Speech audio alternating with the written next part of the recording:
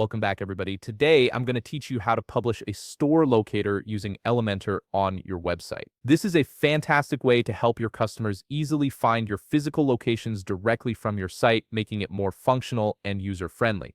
First things first, you'll need to log into your WordPress dashboard.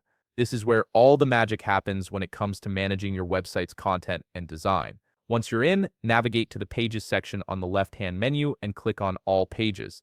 This will display a complete list of all the pages currently on your website. Now scroll through your pages and choose the one where you want to add your store locator. This could be a dedicated locations page, a contact page, or any other page that makes sense for your business.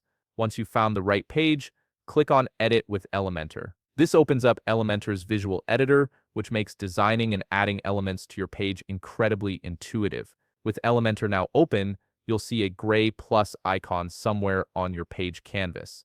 Click on this icon to insert a new section. When prompted, select the one-column structure.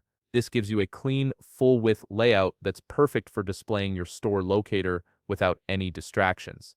Next, look over to the left panel where all your widgets are located. In the search bar at the top of the widget panel, type HTML.